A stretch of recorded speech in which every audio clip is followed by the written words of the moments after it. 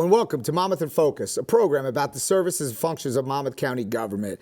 I am your host, Freeholder Tom Arnaud, and joining me today is our Sheriff, Sean Golden, to talk a little bit about our shared services that we have here. Sheriff, it's an honor to have you here. Director, honor to be with you. And by the way, congratulations on your tremendous victory. Yes, and same to you. It was 2019 is over, and now we're going to move forward with another 3 years and hopefully continue the great progress Monmouth County has had. Thanks again. So, as you know, we've been together now for quite the time, and one of our big initiatives was shared service, and you actually steer our biggest shared service here in Monmouth County. That's our communication center. Can you help me? Sure. You know, in the Monmouth County Sheriff's Office, we have a state-of-the-art communication center that runs our 911 operations here for the county. Has been in existence really since 1980s when the 911 system came about late in 1979, and has grown tremendously. I mean, you've seen the growth over your tenure as freeholder. We moved into a state-of-the-art 911 center about 5 years ago now. It's been tremendous. It's really, when we say state-of-the-art, it leads the way in technology in the state and the country. And so we have a lot of dedicated staff that answer a tremendous amount of calls and do the 911. And as a shared service, we have so many towns involved. So our ultimate goal was like twofold. It was obviously to give some financial relief to our municipalities, which we've done, but more importantly to keep the safety. And quite frankly, it's been a pleasure watching it grow. And I can't forget to really commend the operators there, because they really do a fine job, and it's not an easy job. No, that is one of the most difficult jobs. In the Monmouth County Sheriff's Office, you know, we have 600 employees strong, 24/7 in law enforcement and corrections and communications, and it's one of the more difficult jobs. The phone never stops ringing. We have 117 dedicated public safety telecommunicators that are really professionals. They go through a lot of training, emergency medical dispatch, basic telecommunicators course, and then recertification every year to really put on what is a dedicated service to our community. And when we say that, I mean, they answer the phone with such professionalism, and when they have to give somebody instructions in their most dire time of need, they have an emergency in their family or their personal life that is going on, and to watch it unfold and listen to it, as we review tapes and everything's recorded, and listen to it unfold day in and day out is really, and so many success stories coming out of there. And it's really an honor, because when you go around the state of New Jersey and people hear or start discussing our 911 center, the accolades that we've gotten, and I know you received a few awards. Your center's received a few awards. We did. It's nationally acclaimed. We were in front of the Congressional Technology Committee, who identified and awarded our center and recognized our center as the #1 center in the country. We were right up there with Orange County, Florida. And so it's tremendous to be in that mix with some of the giants in the 911 industry and profession, and certainly the Congressman Pallone, Congressman Smith, they were all present at the time we went down and received the award. And it's in recognition of something that really you and the Board of Chosen Freeholders and the Sheriff's Office and everyone else had a part in, and our partners out there. We have tremendous amount of partners. When you look at the number of agencies we dispatch for in the county, right? So we answer 911 calls for 45 of the towns in the county. That's amazing. And we process all their 911 calls. And then we dispatch for 25 police departments, more than half of the police departments in the county, 69 fire departments, 38 first aid squad. The list goes on and on when you mix in emergency management, and then all the county agencies, the SCAP buses, the public works calls, the prosecutor's offices, all of those calls that are processed and even through the center, and Brookdale Community College. All those calls and process dispatches amount to 780,000 transactions a year. Wow. That roll through the center, and 175 of those, 1,000 of those are actual 911 calls. So there's but there's always a cost factor that comes with it, and I want to commend my freeholders, because they are so committed to doing whatever we need and providing whatever funding we need to make sure that you have the tools to operate efficiently and really keep the safety here in Monmouth County. And as you said, our partners, being our municipalities and all those other agencies. But we do have another partner, and that's the state of New Jersey. And there's a little issue that you and yourself and even myself have had some press conferences on that, quite frankly, I don't think is fair. And it was created, and it's the relief that we need that obviously we would pass on to the taxpayers. Sure. Well, you've brought a great voice to this, Director, out there around the state. And as you said, we rely on the state of New Jersey. They maintain the infrastructure for the 911 system. So when you dial it from any phone, more so wireless now, 80% of the calls come in via wireless device. All of that rolls through the 911 infrastructure, which you heard me mention back in the 80s when we first started. Is still some of that technology today, the old technology, and so the state hasn't kept up. They haven't funded in over a decade now. They haven't funded any of the 911 system around the state of New Jersey, any of the 911 centers, including ours in the county of Monmouth. And the shame of it is, and really, as you know, the sore spot is everyone pays for it already. Yes. Every phone bill throughout the state, whether it's Verizon, AT&T, any phone carrier that you have, everyone is paying 90 cents on a 911, what's supposed to be a 911 dedicated trust fund. And that money is supposed to be used toward 911 centers such as ours. So despite the state not putting in their fair share and diverting those 911 fees, we still manage to produce really a state-of-the-art and very professional 911 center for all our partners.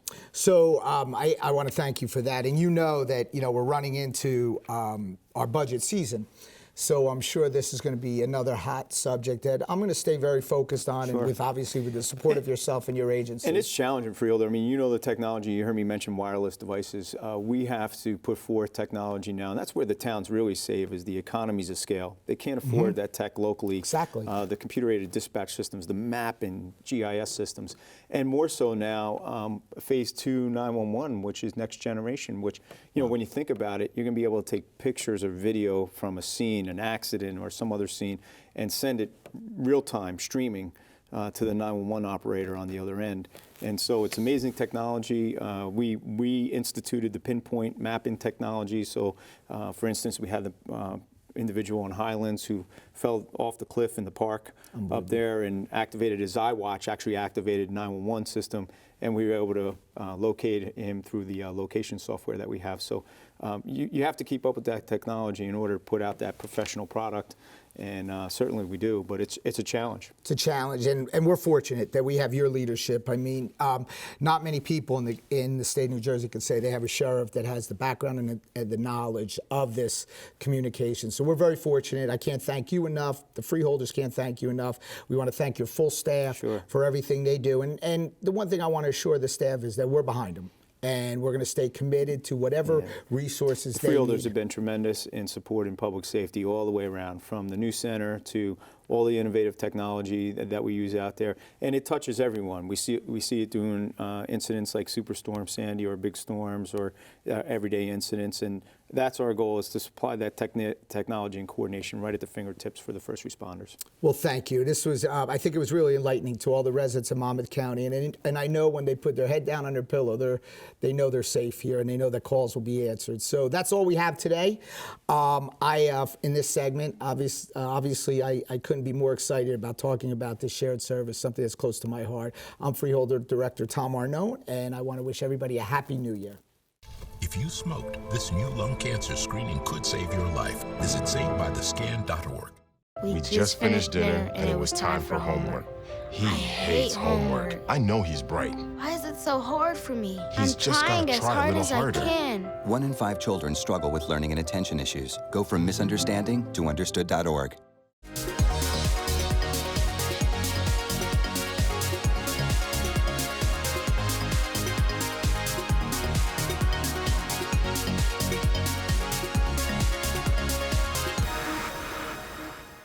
Hi, I'm Dr. Bill Burns, Associate Vice President of Educational Access and Innovation at Brookdale Community College. If you're unsure about your major, then Brookdale's the right choice for you. We have an option for undecided students that will enroll you in the liberal arts degree. There, you can take a course called CCSC 105, the College Success Seminar. This class is specifically designed for students like you. And by the end of the course, you'll have an academic and career plan that will get you into the right major. Visit the website for more information, and I hope to see you around campus. Hello and welcome to Monmouth in Focus, a program about the services and functions of Monmouth County government. I'm your host, Cynthia Scott. Well, the Monmouth County Sheriff's Office is a leader when it comes to veteran services and programs, and here to talk about the many that the Monmouth County Sheriff's Office offers is Monmouth County Sheriff Sean Golden. Thanks so much for joining us today. Thanks, Cynthia. Sheriff, and we have a special guest today, Ernie DiOrio, who is of the Vietnam Veterans of America, Chapter 12. Thank you so much for joining us. Thank you for You're having gonna me. Be talking to us in just a minute about a very special and unique program that you have. But Sheriff, like I just said, you know, Monmouth County Sheriff's Office really leads the way when it comes to services and the support that we have for veterans. And let's just talk a little bit about how it began with your Veteran Service Council. Sure. Well, you know, originally it evolved out of Superstorm Sandy. We had so many vets that were calling to offer help and volunteer during Storm Sandy for anything, you know, distribution of food or blankets, or, you know, working at the shelter and damage assessment, all these things that come along with an emergency. And who better than veterans and really former public safety officers to step up and help us out. And so we formed the Veteran Service Council shortly after Sandy, which is a team of a lot of veterans organizations and nonprofit organizations around the county, and we meet quarterly at the Sheriff's Office, and they've been a tremendous panel really of advisors Big time, to help us out It's on been how great. we should be outreaching to our veteran community, and how we should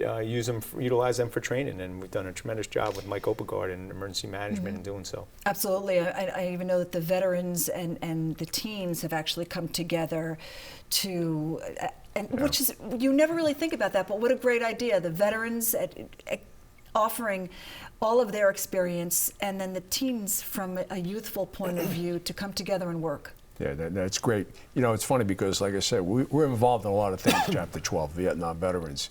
And we got involved with the Sheriff's Department over there. We didn't realize how many other things are out there.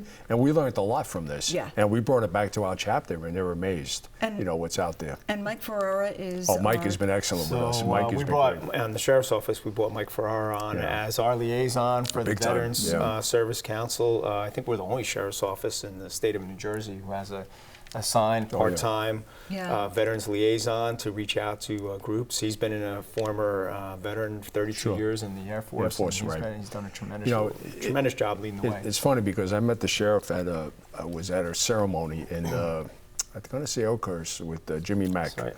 And, you know, I gave him my card. I said, here's what we do, Sheriff. You know, can you help us out? And I said, all right. I gave him the card. Guess what? Mike Ferrara called me a couple of days later, and that's how we got involved. It was great. Right. Yeah, you know, it's been a great relationship. And so many, with the Veteran Service Council, like you said, Ernie, there's so much that you learn from each other there. You do. And Unbelievable. Which your program that we weren't aware of until the day of the Service You have to Council. speak about the cremains Yeah, program. let's talk a little bit about your cremains program and what it is. Well, you know, it's funny. That's one of our main projects that we do in Chapter 12 besides everything else we do.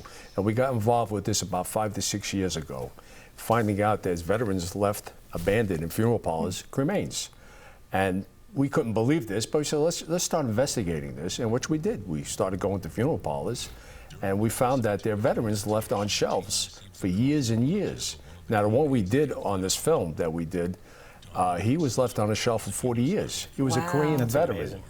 Left on the shelf. He didn't die in Korea, he died in the Highlands. And we traced his whole story about how he passed away and stuff like that. Now, and his family thought he was buried 40 years ago, taking care of his cremains. And so they get a call from us like about 2 years ago, well, we have your brother here in the funeral parlor. No way in the world. And it fell through their cracks. And we were able to reunite him back with his family, and he's buried in Arneytown, General incredible. Doyle. It's one of those things, and Ernie brought this to our attention, and we offered up our honor guard for any of those services because really they should not be left unattended and abandoned like that. And so if there's any type of funeral ceremony for their burial, our honor guard at the Sheriff's Office will be there in attendance to make sure that they're sent off in a like I proper said, way. you know, it was great. It's been a great relationship now with the Sheriff's Department. And it's amazing, Ernie, that the proper burials provided for those who were unclaimed, as well as family members reuniting with family members, like you said, they didn't know. No, So- and we also do the spouses. A lot of times the spouses are left in funeral parlors, And we found them, and we were able to reunite them back with their husbands. So you know, the film over the that years. Ernie done has done tremendous notoriety and bringing attention to it, and that's what we want to do. We want to bring attention and awareness, particularly to all our funeral homes. We're having a meeting at the Sheriff's Office to educate them on the whole program. We actually put the film on the Monmouth County Sheriff's Office Right. Facebook page, but Oh, yeah. you can also get it on YouTube for YouTube anybody that's also. interested in Yeah, seeing it, yeah. and we will obviously show. And have you some know, video. and we have like Tom Phillips, who's our producer. He was amazed about this, what we were doing, and without his help, he's been a great help with us putting this out there to the public and everybody. And Sheriff, the Monmouth County Sheriff's Office has some great programs. Starlight for Veterans. Starlight for Veterans, it's been great. Again, with the Veterans Advisory Council, we have gone out to some shopping malls, universities here at Brookdale and Monmouth University. And what it does is it brings all those organizations that help veterans all under one roof. As a resource to be sure that they are aware of everything that's available to them in terms of benefits. It's been tremendous. Because there are a lot of people out there that are not aware of how many services You're so right. that can be offered to veterans. So right. You know, it's amazing. We've had World War II veterans we've helped out, Korean veterans, and Vietnam veterans who have no what do you call it? They didn't realize how many services are out there for them to be benefited, and they just didn't know. They needed to be educated. You know, also we have at the Monmouth County Sheriff's Office about 104 staff members who are presently veterans, and there's a ceremony that has been held several times. The Tremendous employee ceremony support of that the we Guard have, and Reserve. employee support of the Guard Reserve, ESGR, you know it well, and as you said, Patriots Cynthia, Pride. we have over the 650 employees in the Sheriff's Office. Over 100 of them are veterans. That's a lot. Or some type of active military service or reserve. So when you think about it, it's a lot. Like I said, there's a fusion between our public safety, our law enforcement, and military, and we find out a lot of military vets come into law enforcement post service, and so you know, how do you embrace that? And one of the things we do is the ESGR. The awards and recognitions for that. We had every police chief in the county sign off in support of the Guard and Reserve, and we did a big ceremony for them. Well, we've been to one or two of your ceremonies on that. It's been great, you know, to see them be recognized. You know, as a Vietnam veteran, you know, we're happy now that these younger guys are being recognized. Absolutely. As they should You know, be. it's, Yes. you know, Yes. we All had ages. our time was a different time, but now Yeah. we're out there, we're helping a lot of the younger vets, you know, what they're entitled to. They should know. Yes, and absolutely, they should have the services accessible when they come home. Exactly. And great And their family resource, members as well. not only in the Sheriff's Office in their professional career, but volunteering in the communities and doing so many things. And we mentioned the Vets Emergency Training Program, where we train in CERT program, the Citizens Emergency Response Team for Emergency Management, with Mike Opegard, our Emergency Management Coordinator. And he just did damage assessment with some of them so that they were able to go out and do some damage assessment for them if we have another storm that hits Monmouth County. So it's really been a great partnership and great information. It is. You know, that's how I got involved with Sandy, because I got onto the CERT team in Manalapan. Then from there, we worked it into Manalapan Veterans Advisory Committee, and we do we do post-traumatic for veterans there. We have a vet center that comes down and does counseling. You know, so we're doing a lot of things. You know, Great initiatives. And like I said, working with the Sheriff's Department now, it's be even better. And wonderful partnerships. Great partnership. To keep it going. I want to thank Ernie publicly and all the veterans. They do a tremendous job. We want to thank you, Sheriff, for recognizing us. Well, thank you both for joining us. Thanks for having us. On Thank you. Monmouth in Focus. And of course, for more information, please visit www.mcsonj.org. I'm Cynthia Scott. Have a great day, everyone.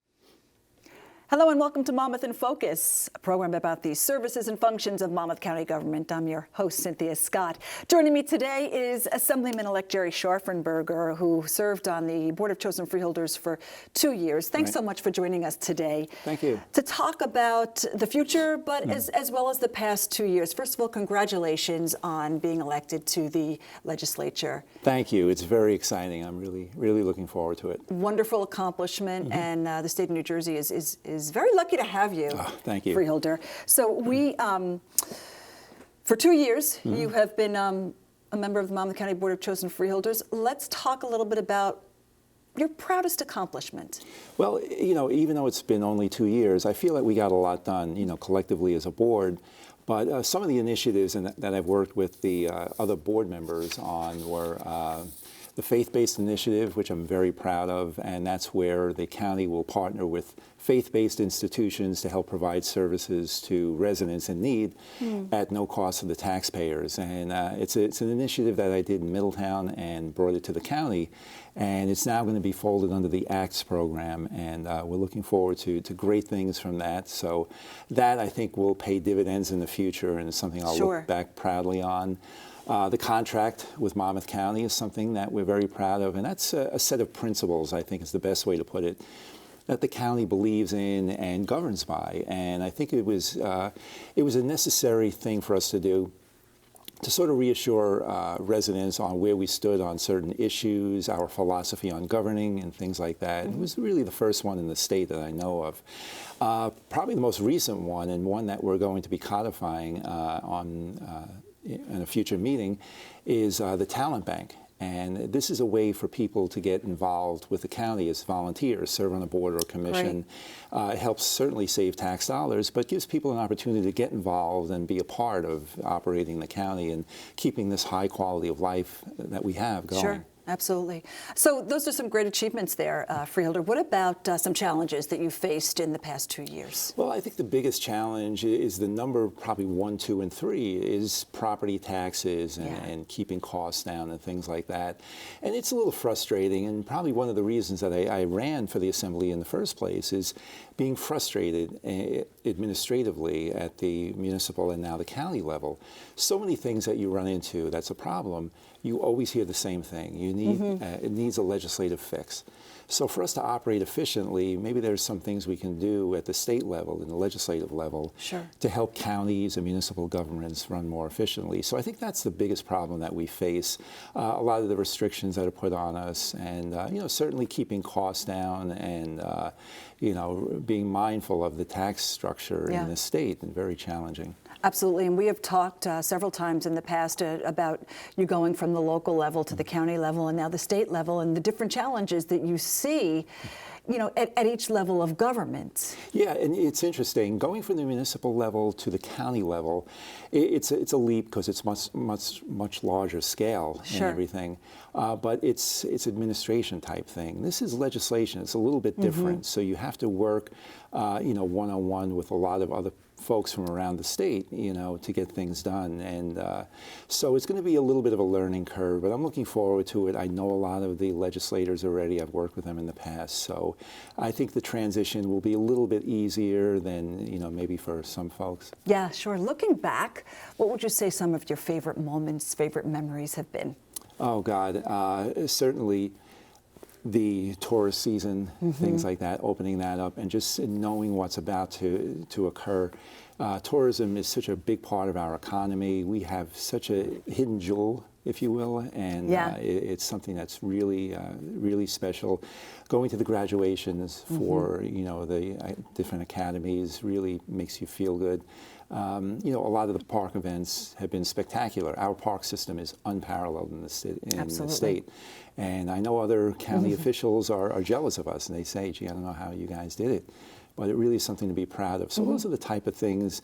Also being able to work with the departments, and it's not the sexiest thing, but certainly to be able to roll back expenses and save the taxpayers money and come in reasonably, provide top flight services at the lowest cost possible. It's very satisfying, and that's really what we were elected to do, and I'm glad to be a part of a team that was able to do it so well. Sure, absolutely. Are those some of the things that you'll also miss the most? Oh God, and the camaraderie, I think, is something I'm going to miss greatly. You know, we're not only colleagues, but we're really good friends, me and the other freeholders, and certainly the administration. There's not a weak link in the chain there, and it really is something, not only as an elected official, but as a taxpayer, to see this and know how efficiently it's run, and to know that we have people who are so dedicated, so capable, and so efficient at their jobs. It's really something to behold. Absolutely. If you could leave a message with the residents here in Monmouth County of what the past